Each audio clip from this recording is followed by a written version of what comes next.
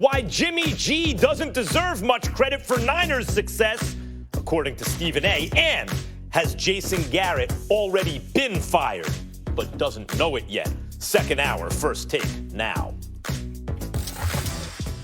An NFC South battle. If it wasn't for a missed field goal by the Panthers, then a made field goal by the Saints. Drew Brees and New Orleans may not have gotten the win. Even though New Orleans is 9-2, fellas, the team hasn't looked as dominant as early on. Here's their head coach, Sean Payton.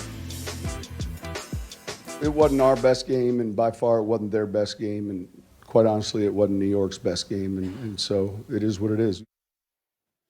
Stephen A., what's up with the Saints team? Are you worried about them? I'm worried about them for a couple of reasons. Number one, I think them in coverage, they're suspect. They're the 14th ranked defense for leaving in points allowed because they're the 14th ranked defense against the pass. I think that's something that needs to be noted. P.J. Williams gave up over 100 yards receiving, not to mention a couple of touchdowns as well. We can't ignore that. We also can't ignore the fact that when you look at some of the teams that they're going to go against, the San Franciscos, potentially Green Bay, and we've all know how I felt about them based on what I've seen. I'm going to throw a Seattle into the equations, potentially Dallas with their defense. Offensively, they may have some issues, but defensively, I think they'll be there when it really, really counts. You take all those things into consideration, and you are Drew Brees and the New Orleans Saints. It's almost like you have one target, and that one target is Michael Thomas. He's got 104 receptions for 1,242 yards in the season.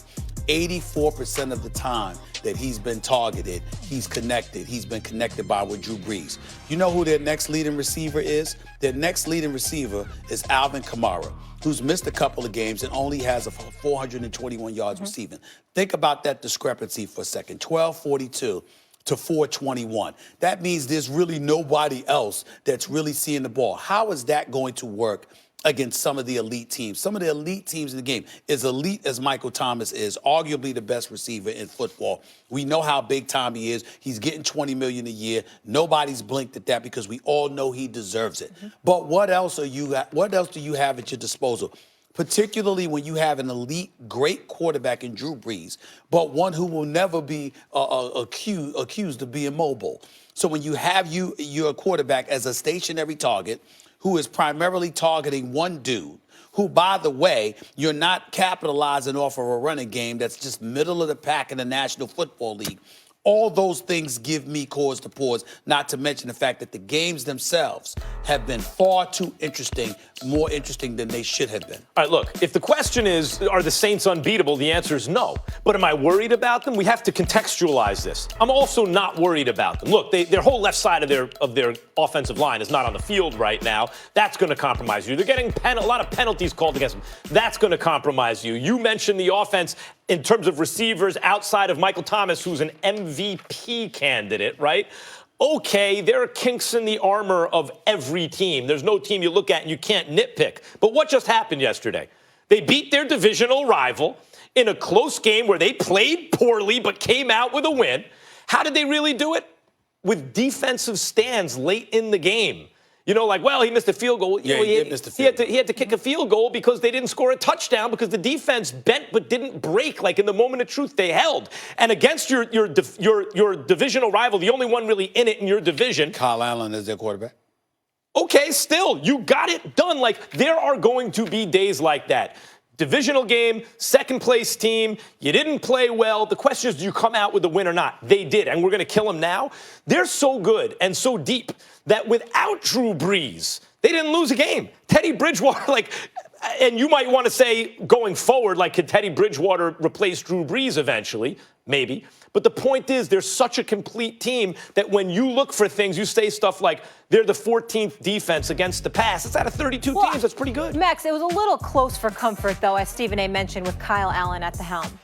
But we'd expect that. It's not like Kyle Allen hasn't done anything. We'd expect it to be a more decided score, I think, right. Normally with the Saints. But one thing that is interesting that I want you to comment on, they are 6-0 this season in games that are decided by a score. We had the opposite of that with Phillip Rivers, right? The Chargers lose all games decided by a score. So they are winning. They are closing games. They have a great quarterback. They have a great head coach. And by the way, all the penalties against them, when you have a great head coach, you expect that to regress to the mean, particularly when, in the moment of truth, you think the refs in a close call call are going to go against the Saints again in a close They better game? not. You would think not. You would Just think at in this terms of point pure there's some karma. makeup call in the back of their minds. Honestly. Stephen A., the Saints are not unbeatable. But if we're looking for a divisional win against a second-place team where the defense held at the end in spite of 100, however many yards of penalties, I think that indicates they're pretty good. Well, I think you look at teams in a vacuum far too more often than I do. I look at the level of competition that they're going against, and I'm anticipating who they may be facing down the road. And I'm asking myself, what are your strengths?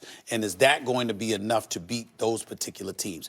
I have no problem. Of course, Michael Thomas is a leader. Of course, you should target him. I get all of that. What I have a problem is that when there's such a discrepancy between him and everybody else, and everything about you and your identity says that you're a one-man wrecking crew, that's the person that you target.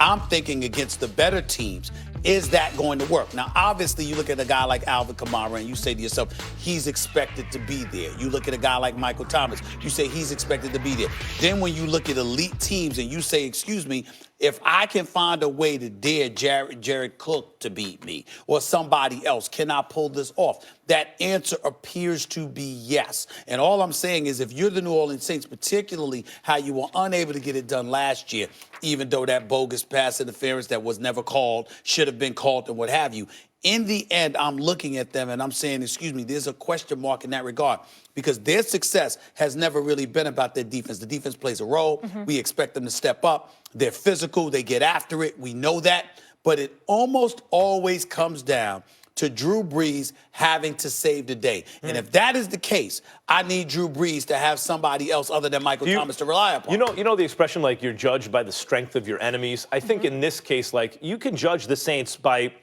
the kind of, like, nitpickiness of the criticism. A two-loss team who lost their starting quarterback for a huge chunk of the season, who just beat the second-place rival with a defensive stand at the end of the game, sure, and a little luck, in spite of a horrific game in terms of penalties and the whole left side of their offensive line missing. I think it indicates that we're nitpicking the 14th-ranked pass defense. Like, that's a bad thing. That's actually pretty good.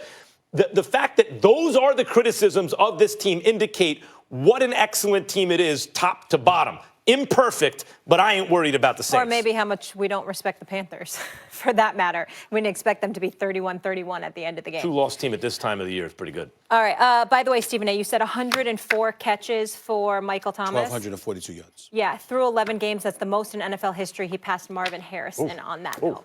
Still to come, Brady and the Pats got a close win over Stephen A.'s Cowboys yesterday. So why?